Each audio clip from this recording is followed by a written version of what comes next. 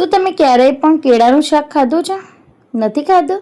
તો રેસીપી જોઈ લો. કેળાનું શાક પણ એટલું ટેસ્ટી લાગશે. તો ઘણીવાર કેવું થાય છે, ઘરમાં ઘણા બધા કેળા આવી જાય છે. હવે આ કેળા પાકવા લાગ્યા છે, હવે કરવું શું?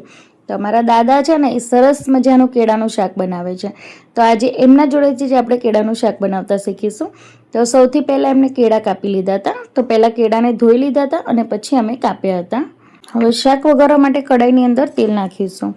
તેલ ગરમ થાય ને પછી એની અંદર રાઈ નાખવાની છે. તો અહીંયા જો દાદાએ રાઈ નાખી દીધી છે. હવે થોડું જીરું નાખવાનું છે. હવે જીરું તો તળવા લાગે ને એટલે એની અંદર એ મસાલા કરતા હોય છે. હવે કયા કયા મસાલા કરે છે એ તમે ધ્યાનથી જોજો. એ લાલ મરચું નાખ્યું છે એમણે. હવે નાખે છે હિંગ અને સાથે નાખે છે હળદર. તો એ છે ને જ્યારે પણ વઘાર કરે ને તો આ રીતે તેલમાં જ નાખતા હોય છે. અને લીલા મરચાં કાપીને નાખી દીધા છે. હવે એની અંદર કેળા નાખી દીધા છે. તો એમની થોડી શાક વઘારવાની રીત અલગ છે, પણ શાક છે ને ખૂબ જ ટેસ્ટી બનાવે છે. તમે છોતરા છોલીને પણ કેળાનો ઉપયોગ કરી શકો છો, પણ મારા દાદા છે એમને આ કેળાનો છાલવાળું જ શાક વધારે ભાવે છે, એટલે એમણે છોતરા સાથે જ કટ કર્યા છે. તો હવે આપણે મસાલા કરીશું, જેમાં એમણે હળદર નાખી દીધી છે, લાલ મરચું નાખવાનું છે. તો તીખું હોય તો થોડું ઓછું નાખવાનું, સ્વાદ પ્રમાણે મીઠું નાખવાનું છે.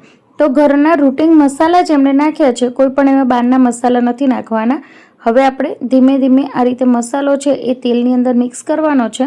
કેળા છે એને વધારે મિક્સ નથી કરવાના, નહીં તો ચગડાઈ જશે. તો જો હવે થોડુંક પાણી નાખવાનું છે, કારણ કે રોટલી સાથે એમને ખાવું છે એટલા માટે રસો કર્યો છે. તમે કોરું પણ બનાવી શકો છો. હવે ઢાંકીને 5 મિનિટ માટે થવા દેવાના છે. હવે જો 5 મિનિટમાં સરસ એવા કેળાનું શાક છે એ બનીને તૈયાર થઈ જશે. તો જો રસો પણ બની ગયો છે, જેથી રોટલી સાથે ખાવું હોય ને તો આરામથી ખાઈ શકીએ. અને કેળા પણ ઓલરેડી પાકેલા જ હતા, એટલે સરસ એવું શાક બની ગયું છે. તો આ શાક છે ને એને ચડાવવાનું નથી હોતું, ખાલી 5 મિનિટ માટે મૂકીએ ને એટલે કેળાની અંદર છે ને મસાલાનો ટેસ્ટ આવી જાય.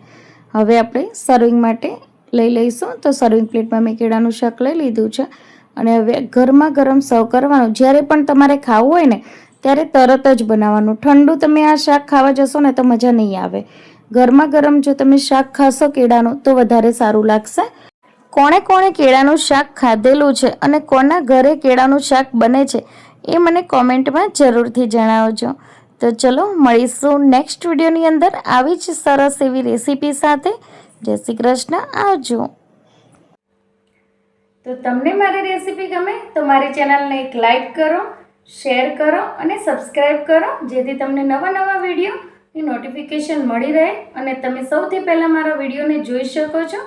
તો જરૂરથી આ રેસીપીને પણ ટ્રાય કરજો અને મને ફોલો કરજો. ખૂબ ખૂબ આભાર તમારો. Thank you.